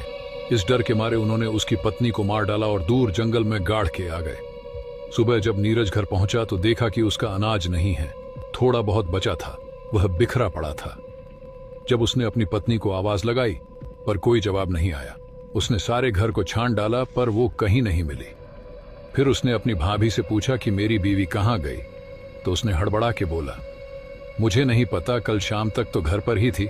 इतना पूछकर उसने पड़ोसियों से पूछा तो किसी ने कहा पता नहीं और किसी ने बताया शाम तक तो घर पर ही थी। वो बहुत घबरा गया और कुछ लोगों को बताया कि घर का सारा अनाज किसी ने चुरा लिया है और मेरी बीवी का भी पता नहीं है कि कहाँ है। वो उसने घर जाके फिर देखा तो उसे उन गेहूं से एक चाकू मिला और कुछ खून भी पड़ा था। उसे सब कुछ समझ में आ गया कि उसे किसी ने मार के सारा अनाज चुरा लिया है। तब उसने अपनी छत पर जाकर देखा तो उसे कुछ अनाज भी गिरा मिला, तो उसे अपने भाई राजू पर शक हुआ। पर नीरज वैसे भी अपने भाई राजू की बहुत इज्जत करता था, इसलिए उसने कुछ कहा नहीं। तब एक दिन राजू ने कहा कि तू अकेला मत रह, हमारे साथ ही आजा, हम साथ ही रहेंगे। वह राजू को मना तो नहीं कर सकता, इसलिए वह उसके साथ मन मार के रहने लगा। गांव के कुछ लोग उसकी बीवी को गंदी औरत कहने लगे और कहते थे कि सारा अनाज लेकर भाग गई। बेचारा नीरज अकेला रह गया, चुड़ैल कहीं की। यह सब बातें उसे सुनने को मिल रही थी। वह बेचारा क्या करता, अपने भाई को कुछ नहीं कह सकता था। एक दिन की बात है, गांव के कुछ लोग जंगल से लकड़ी लेने गए थे, तो वे लकड़ी काट ही रहे थे। तब उन्हें किसी स्त्री के रोने की आवाज सुनाई दी, तो उन्होंने कहा कि इस जंगल में कौन रो रहा है, कहीं कोई रास्ता तो नहीं भटक गया। तो वो लोग जिधर से आवाज आ रही थी उसी तरफ चल दिए। कुछ दूर चलकर उन्होंने देखा कि एक औरत एक पेड़ के नीचे बैठकर रो रही है। जब तक वो उसके पास पहुंचते वह गायब हो गई। उन लोगों ने जब इस तरह का दृश्य देखा तो वो घबरा गए, उनके तो पसीने छूटने लगे। तब एक आवाज आई कि अब तुम लोग कभी भी इस जंगल से लकड़ी नहीं काटोगे, और जो भी यहां लकड़ी काटने आएगा वो जिंदा वापस नहीं जाएगा। और तुम लोग मुझे चुड़ैल कहते हो ना, तो चुड़ैल सही, आज से तुम्हारे गांव में कभी पानी नहीं बरसेगा। तुम लोग भूखे मरोगे, यहां सिर्फ अकाल पड़ेगा और अमावास की रात एक लाश तुम्हारे गांव में जरूर मिलेगी। जाओ, तुम सब गांव वालों को जाकर बता दो, आज से 3 दिन बाद अमावस्या है। एक आदमी की मौत जरूर है, जिसने भी मुझे मारा है वो बचेगा नहीं। मेरा अनाज खा करके मुझे चुड़ैल कहते हो। गांव वालों, मैं तुम्हें छोड़ूंगी नहीं। आज मैंने तुम्हें बख्श दिया। जाओ जाओ जाओ, चले जाओ मेरे जंगल से, मुझे अकेला छोड़ दो। जाओ, मुझे तैयारी करने दो, जाओ। और फिर रोने लगी। वो लोग डर गए, ये सब क्या था, स्त्री रोने का कारण क्या था। एक आदमी बोला, अरे वह कह रही तो थी कि मेरा अनाज चुरा लिया, और मुझे मार दिया। इसका मतलब यह नीरज की बीवी थी जिसे किसी ने अनाज के लिए मार डाला है और वह चुड़ैल बन गई है। तभी एकदम एक भयानक चेहरा उनके सामने आया। तुम लोग अभी तक गए नहीं, जाओ यहां से वरना मैं तुम्हें भी मार दूंगी। उनके तो होश उड़ गए। भागो भागो चुड़ैल चुड़ैल। जिंदगी में इतना कभी नहीं भागे होंगे। गांव वालों ने इस तरह उन्हें भागते हुए देखा तो कहने लगे, क्या हुआ चुड़ैल चुड़ैल बके जा रहे हो, आगे भी कुछ बोलो। अरे तुम्हें बोलने की पड़ी है, हमारी जान पर बनी है। अरे पर हुआ क्या, तुम लोग इस तरह क्यों हाँफ रहे हो? बताते हैं, पहले सांस तो लेने दो। तब उन्होंने गांव वालों को बताया कि नीरज की बीवी चुड़ैल बन गई है और उसने हमसे कहा है कि मेरा अनाज किसी ने चुराकर किसी ने उसे मार के जंगल में दफना दिया है। और वह कह रही थी कि अब तुम्हारे गांव में कभी पानी नहीं बरसेगा और हर अमावस्या को एक आदमी की मृत्यु होगी। जब तक उसकी आत्मा को शांति नहीं मिल जाएगी तब तक यूं ही वो लोगों को मारती रहेगी। एक आदमी ने पूछा, पर नीरज की बीवी को मारा किसने? कुछ लोगों ने कहा, पता नहीं, कोई तो है इस गांव में जिसने यह पाप किया है कि एक हिंदू औरत को दफना दिया। पर जिसने भी यह काम किया है उसकी वजह से सारा गांव मुसीबत में पड़ गया है। यह बात सुनकर राजू भी वहां पहुंच गया और सब बातें सुनकर उसके होश उड़ गए और वह घबरा सा गया और कहने लगा, वो चुड़ैल कोई और होगी, वह चुड़ैल नहीं बन सकती, वह तो अनाज लेकर भाग गई है। कुछ गांव वालों ने कहा, वो तो अमावस्या को ही पता चलेगा कि किसने उसकी हत्या की थी। चलो आने, अपने घर जाओ, सब लोग जो होगा देखा जाएगा। राजू के चेहरे पर तो 12 बज ही गए थे और वह भागता हुआ अपनी बीवी के पास पहुंचा और बोला कि हम लोग अब नहीं बचेंगे। आज से 3 दिन बाद अमावस्या को वो चुड़ैल हमें मार डालेगी। वो बोली, तुम पागल तो नहीं हो गए? तुम्हारी तबीयत तो सही है, क्या हो गया है? चुड़ैल हमें मार डालेगी? कौन चुड़ैल? अरे वही नीरज की बीवी जिसको हमने मारकर जंगल में दफना दिया था। क्या हाँ, वो सारे गांव वाले कह रहे थे। नीरज ने यह सारी बातें छुप कर सुन ली थी और अनजान बनकर बोला, भैया इतना क्यों डरे हुए हो? कौन तुम्हें मार डालेगा राजू? अरे नहीं, वो तो मैं तुम्हारी भाभी को उस चुड़ैल के बारे में बता रहा था। फिर यह सुनकर नीरज चला गया, पर राजू की रातों की नींद खराब हो गई। वह बहुत डरा हुआ था। वह सपने में भी उस चुड़ैल को देखकर डर जाता था। वो और उसकी पत्नी बहुत परेशान थे। उसकी पत्नी सोचती थी कि पहले वो मुझे मारेगी और वो अपनी सोचता था। दोनों ही डरे हुए थे। उन्हें समझ में नहीं आ रहा था कि क्या करे। 2 दिन ऐसे ही निकल गए। तीसरे दिन अमावास थी। सारा गांव डरा हुआ था। सब लोग यही बात कर रहे थे, पता नहीं आज किसकी मौत है। शाम होते ही सब लोग दरवाजा बंद करके सो गए। रात के 12 बज गए थे। सारा गांव जाग रहा था। नीरज तो बेफिक्र होके बाहर ही सो रहा था। गांव वालों को तो उस मनहूस घड़ी का इंतजार था। सारे गांव वाले डरे हुए थे। कुत्ते भौंक रहे थे। पता नहीं कौन सी कयामत आने वाली है। अचानक किसी स्त्री की रोने की आवाज सुनाई दी। सारे लोग डर गए। वो समझ गए कि वो आ चुकी है। नीरज ने देखा कि एक औरत रोते हुए उसकी ओर आ रही है। बाल फिकरे हुए चेहरे पर चांदनी रात में उसकी आंखें चमक रही थी। वह पहले तो डरा। वह उसके पास आकर बोली, तुमने मेरी खबर तक नहीं ली कि मैं कहां चली गई हूं। तुम भी इन गांव वालों की बातों में आ गए। तुम्हें पता है जब तुम उस दिन बाहर गए थे, उस दिन इन लोगों ने मुझे मारकर सारा अनाज चुरा लिया था। हाँ, मैं जानता था कि कुछ तो जरूर हुआ है, पर तुम इस हालत में मैंने कभी सोच भी नहीं सकता। और तुम मेरे भाई को मारने के लिए यहां आई हो। जाओ, लौट जाओ। भगवान ने चाहा तो सब कुछ ठीक हो जाएगा। मैं भगवान से प्रार्थना करूंगा। वो चिल्लाई नहीं, तुम्हें तो मेरे साथ होना चाहिए था। तुम भी इन गांव वालों की तरह बन गए। भगवान क्या खाक ठीक करेगा। अब मैं इस गांव को बर्बाद करूंगी। और तुम्हें क्या लगता है कि मैं तुम्हारे कहने पर तुम्हारे भाई को छोड़ दूंगी? नहीं, मैं इस दिन के लिए कितना रोई हूं और कितना तड़पी हूं। मैं उसे नहीं छोड़ने वाली। उन दोनों में से एक की मौत आज जरूर है। नीरज, नहीं, तुम ऐसा नहीं कर सकती। तुम मेरे बीच में मत आओ। नहीं, मैं भूल जाऊंगी कि तुम मेरे पति हो। हट जाओ। उसने उसे रोकने की कोशिश कि उसने नीरज को ऐसा धक्का मारा। नीरज हवा में उड़ाता हुआ जमीन पर आ गिरा और वह बेहोश हो गया। ये सब राजू की बीवी गेट के छेद से देख रही थी। उस चुड़ैल ने गेट में धक्का मारा और उसकी बीवी के बाल पकड़ के बोली, चुड़ैल तो तू है, तूने मेरा सब कुछ छीन लिया। अब तुम्हें नहीं छोड़ूंगी। उसने राजू की बीवी का कलेजा चीर के उसका दिल निकाल लिया। हाँ हाँ हाँ हाँ, अब मुझे थोड़ा सुकून मिलेगा। अब की बार तेरी बारी है। कहाँ छुपा है तू? और हाँ, गांव वालों, तुम भी कान खोल के सुन लो। आने वाली अमावास को तुम भी नहीं बचोगे, सब के सब मरोगे। हाँ हाँ हाँ हाँ, बहुत सताया है तुम लोगों ने। और हंसती हुई जंगल की ओर चली गई। सारे गांव वाले बाहर आ गए और नीरज को उठाया और उसे पानी पिलाकर होश में लाए। उसने अपनी भाभी को मारा हुआ देख वह खूब रोया। तब तक राजू भी बाहर आ गया। उसने यह सब देख उसकी भी आंखों से आंसू निकल गए। सारा गांव रो रहा था। सुबह उसके शव को जलाया। सारे गांव वाले राजू से भला बुरा कह रहे थे कि इसकी वजह से हम सब लोग एक दिन ऐसे ही मरेंगे। सारे गांव वाले, हाँ, इसकी ही वजह से हमारे लिए यह मुसीबत खड़ी हुई है। इसको तो नरक भी नहीं झेलेगा। अपने ऐसे भाई के साथ तूने धोखा किया है। तो दोस्तों, ये थी एक अमावास की रात की एक चुड़ैल तब की है जब वो कॉलेज में एमएससी की पढ़ाई कर रही थी। वो उस समय वहां के गर्ल्स हॉस्टल में ही रहा करती थी। परीक्षा से पहले वो और उनकी कुछ सहेलियां लाइब्रेरी में पढ़ाई कर रही थी। पढ़ाई करते हुए रात के 12:30 चुके थे। उस लाइब्रेरी में वो केवल 6 लड़कियां ही थी। लाइब्रेरी में सन्नाटा छाया हुआ था। सारा हॉस्टल एकदम शांत था। तभी उनमें से एक लड़की ने कहा कि बस यार, पिया अच्छे पढ़ाज के बोर हो गए हैं। क्यों ना कोई खेल खेले जिससे दिमाग भी फ्रेश हो जाएगा और नींद भी आ जाएगी। सब उसकी बात से सहमत हो गए। उनमें से एक लड़की जिसका नाम पूजा था बोली कि चलो हम सब किसी आत्मा से बात करते हैं। ये सब कहकर वो अपने कमरे में गई और वीजा बोर्ड लेकर आई जिस पर A तक अल्फाबेट, 0 से 9 तक नंबर और किनारों पर हाँ और ना लिखा था। पूजा ने बोर्ड के चारों किनारों पर 4 मोमबत्तियां जलाईं और फिर लाइब्रेरी की सारी लाइट बंद कर दी। फिर उसने सिक्का बोर्ड के बीच में रख दिया। उनमें से 2 लड़कियां तो डर के मारे अपने कमरे में चली गई और बाकी चारों ने उस सिक्के पर एक एक अंगुली रख दी।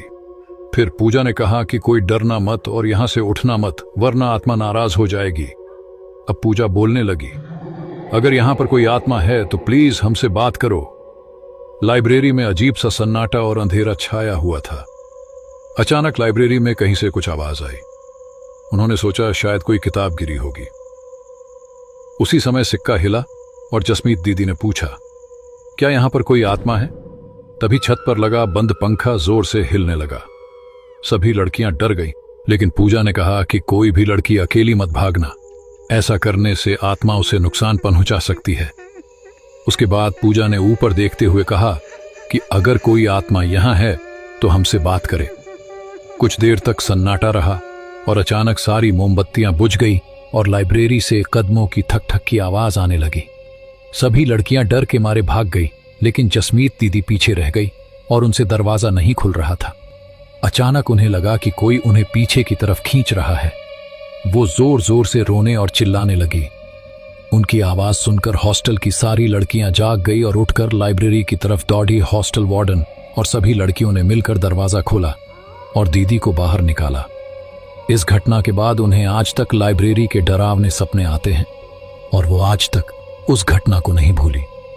तो दोस्तों, मेरी दीदी के अनुभव को देखकर मुझे ये लगा कि कभी भी किसी आत्मा या प्रेत को परेशान नहीं करना चाहिए। है जब वो कॉलेज में एमएससी की पढ़ाई कर रही थी।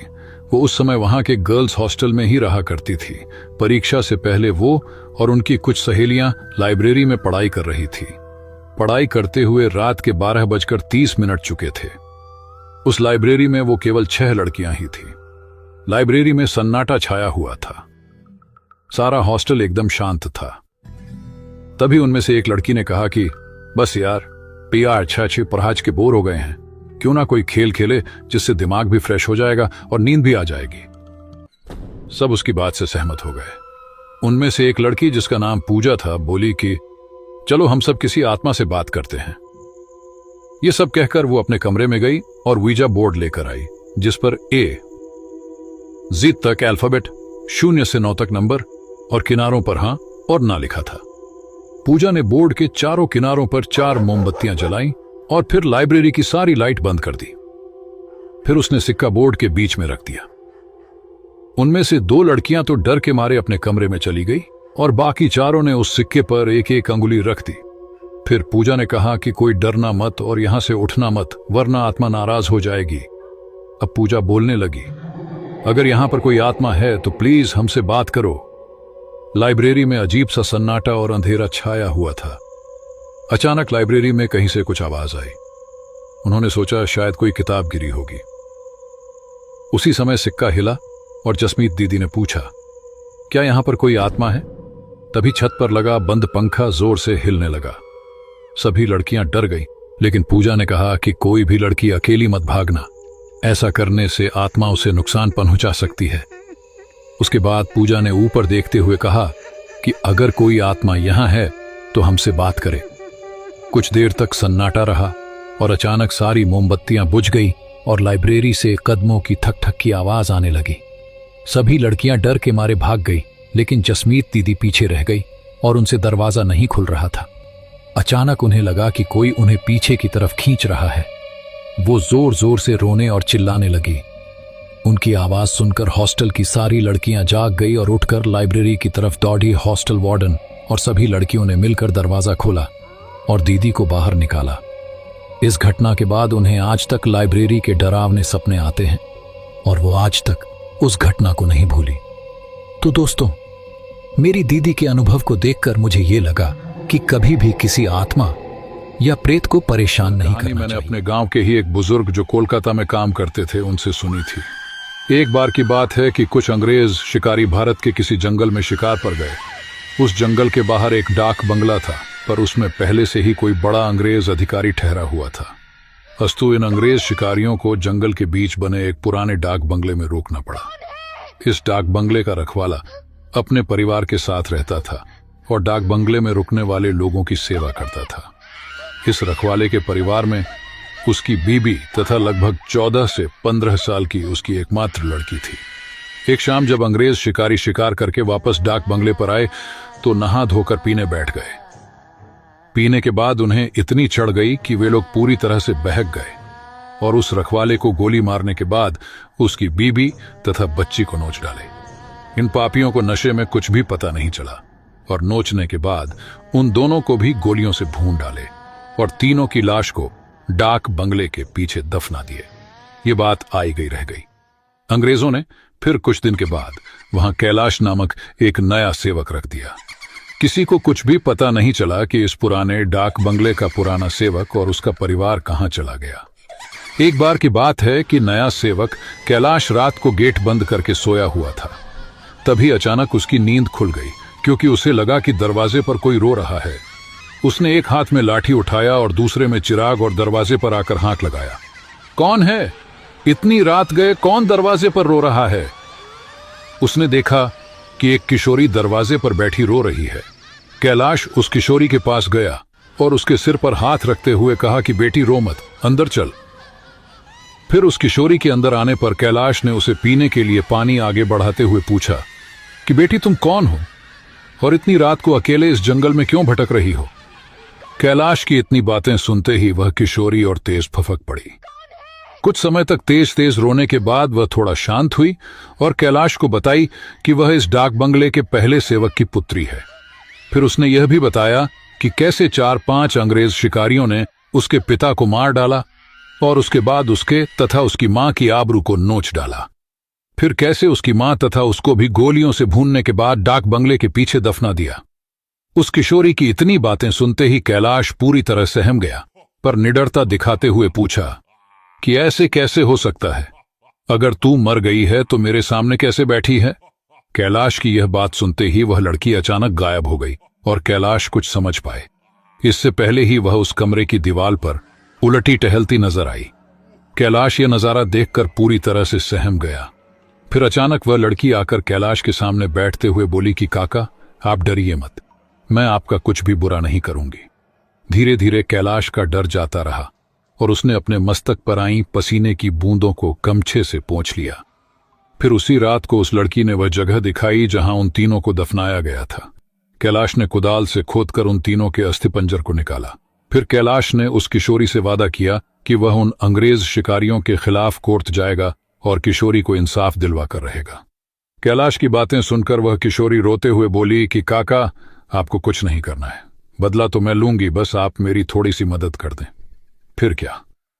उस किशोरी के बताए अनुसार कैलाश ने बीमारी का बहाना बनाकर उस डाक बंगले की नौकरी छोड़ दी तथा उस किशोरी को किए वादे के अनुसार उस किशोरी के माता पिता की अस्थियों को जला दिया तथा उन दोनों के नाम पर पूजा पाठ भी करवाया।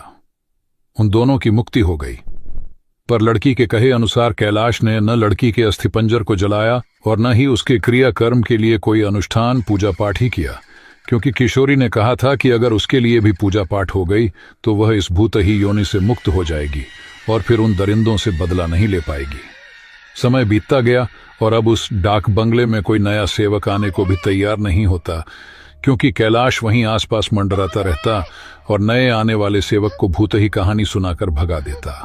कभी कभी वह किशोरी भी अपनी भूतही कारनामे से आने वाले नए सेवक को 9-2-11 कर देती। पर उस बंगले पर शिकारियों का आना कम नहीं हुआ। वे आते और खुद ही अपनी व्यवस्था करते, पर जो अब आता वह वापस नहीं जाता, क्योंकि उस डाक बंगले में ठहरने वाला हर अंग्रेज शिकारी उस लड़की का शिकार हो जाता। कभी कभी तो ऐसा होता कि वह लड़की किसी अंग्रेज शिकारी को अपने लटकों झटकों में फंसाकर उस डाक बंगले में लाती और रात को अपने असली रूप में आ जाती और डराकर उस अंग्रेज को मार डालती और उसका खून पी जाती। यह क्रम चलता रहा और उस डाक बंगले में मरने वाले अंग्रेज शिकारियों की मौत रहस्य ही बनी रही। अंग्रेज अधिकारियों के लाख कोशिश के बावजूद न हत्यारा पकड़ में आता और न ही मरने वाले अंग्रेज शिकारियों अधिकारियों के मौत का कारण पता चलता। धीरे धीरे यह खबर आसपास के क्षेत्रों में अंग्रेज शिकारियों आदि में फैल गई कि पुराने डाक बंगले में ठहरने वाले हर शिकारी की रात तो होती है, पर वह दूसरे दिन का सूरज नहीं देख पाता। 2-3 और वर्ष बीते और अब वह डाक बंगला खंडहर हो गया, क्योंकि अब किसी में भी हिम्मत नहीं थी कि वहां ठहरे। आखिर किसको अपनी जान की परवाह नहीं। आपका स्वागत है। अब शुरू होगा खून की प्यासी चुड़ैल का बदला। तो सुनो आगे की कहानी पर। वह किशोरी भूतनी जो अब युवती बन गई थी, उसी डाक बंगले में रहकर अपने हत्यारों का इंतजार करती। दिन में उधर आने जाने वाले लोगों को उसका एहसास होता, क्योंकि वह बराबर रोती रहती पर किसी को दिखाई नहीं देती। एक बार की बात है कि वह युवा भूतनी उस जंगल में रह रहे एक युवा भूत तथा युवा भूतनी के संपर्क में आई। ये दोनों आदिवासी थे और जंगल में लकड़ी काटते समय किसी अंग्रेज शिकारी के शिकार बन गए थे। युवा भूतनी उन दोनों को लेकर शहर की ओर निकल गई। युवा भूतनी उन दोनों भूत भूतनी के साथ शहर में घूम घूम कर अपने हथियारों की तलाश करती रही। 2-3 दिन की मेहनत के बाद ही वह अपने हथियारों को पहचान ली। एक दिन वह शाम के समय खूबसूरत युवती बनकर उनमें से एक हत्यारे अंग्रेज शिकारी के घर पर गई। घर पर उस अंग्रेज के सिवा कोई नहीं था। फिर उसने खूब लटके झटके दिखाए और उस अंग्रेज को अपनी सुंदरता में फांस लिया। रूप लुभावन हो तो अच्छों को फांसते देर नहीं लगती। योजना के अनुसार वह दूसरे दिन भी उस अंग्रेज से मिली। फिर उसे पूरी तरह विश्वास में लेने के बाद एक दिन कही कि क्यों नहीं हम लोग शिकार पर चले। अंग्रेज ने कहा कि अच्छी बात है, मेरे कुछ मित्र शिकारी हैं, उन्हें भी लेकर चलते हैं। फिर क्या था, उस युवती भूतनी ने उस अंग्रेज से कहा कि मेरी एक और सहेली है, वह भी बहुत ही खूबसूरत है और शिकार पर जाना पसंद करेगी। फिर दूसरे दिन उस युवती भूतनी ने अपने साथ आए हुए दूसरी युवा भूतनी से उस अंग्रेज शिकारी को मिलवाया। अब तो अंग्रेज पूरी तरह उस भूतनी के मायाजाल रूपजाल में फंस चुका था। एक दिन सुबह सुबह वह अपने उन्हीं पुराने दोस्तों के साथ जंगल की ओर निकल पड़ा। दिन भर शिकार करते रहे और खूब मौज मस्ती भी। शाम होने को आई तो अंग्रेज शिकारियों ने कहा कि अब सूर्य ढलने लगा है, क्यों ना हम लोग वापस शहर लौट चले। अंग्रेज की बात सुनकर उस युवा भूतनी ने कहा कि नाना, आज रात हम लोग यहीं ठहर कर जंगल का आनंद उठाते हैं। पर एक अंग्रेज शिकारी ने कहा कि हमने पहले से डाक बंगला तो बुक किया नहीं है, ठहरेंगे कहाँ। फिर क्या था, वह युवा भूतनी मुस्कुराई और बोली कि इसी जंगल में दूसरी ओर मेरे एक मित्र आदिवासी की कुटिया है, हम रात वहीं बिताएंगे और खूब मौज मस्ती करेंगे। अब हुआ यूं कि उस युवा भूतनी की योजना के अनुसार देखते ही देखते उसके मित्र युवा भूत ने एक मड़ई तैयार कर ली थी। उसमें ऐशो आराम की सारी चीजें भी ला दी थी। उन दोनों युवा भूतनी के साथ ये अंग्रेज उस मड़ई में पहुंचे। इन अंग्रेज शिकारियों को उस मड़ई की दशा देखकर अजीब लगा। क्योंकि उस मड़ई में महलों, बड़े बड़े होटलों जैसी व्यवस्था थी। रात को पार्टी शुरू हुई तथा साथ ही अंग्रेज अधिकारियों की सिट्टी पिट्टी गुम होना ही, क्योंकि पहले तो उन दो युवा भूतनी, जो देखने में बहुत खूबसूरत लग रही थीं, अचानक बहुत ही डरावनी रूप बना ली। ऐसा रूप जिसे देखते ही अच्छे अच्छों की पैंट गीली हो जाए। फिर क्या था, उन भूतनियों ने ग्लास में खून भरकर लाकर उन अंग्रेजों को पिलाना शुरू कर दिया। किसी अंग्रेज की हिम्मत ही न थी कि वह ना करे, क्योंकि सब के सब पूरी तरह से डरे हुए थे और कांप रहे थे। अचानक आदिवासी युवा भी विकराल रूप में आ गया और अचानक उछलकर पास के एक मोटे पेड़ की मोटी शाखा को उछलकर इतना जोर से खींचा कि चर्र की आवाज के साथ वह मोटी शाखा टूट गई। उसके बाद वह विकराल भूत उन अंग्रेज शिकारियों में से एक को पकड़कर पैर के नीचे दबाकर देखते ही देखते चीर दिया और उसके खून को पीने लगा। उसका खून पीता देख दोनों भूतनियों ने भी लंबी लंबी विकराल चीख निकालते हुए खून पीने में उसका साथ देने लगी और साथ ही अपने बड़े बड़े नाखूनों से उसका शरीर जगह जगह से चीरने लगी। उस युवा भूतनी ने तो भयानक आवाज निकालते हुए दौड़कर एक दूसरे अंग्रेज शिकारी के पास पहुंची और उसकी आंखों में अपने विकराल भयावह भाले जैसे नखों को डालकर उसकी दोनों आंखों को निकालकर खा गई। इसके बाद उन तीनों भूतनी भूत ने एक एक कर सभी अंग्रेज शिकारियों को मार डाला। दूसरे दिन उन अंग्रेजों की खोज में गए अंग्रेज अधिकारियों को उनकी ऐसी विभत्स लाशें मिलीं जो देखने में बहुत ही भयावह लग रही थीं।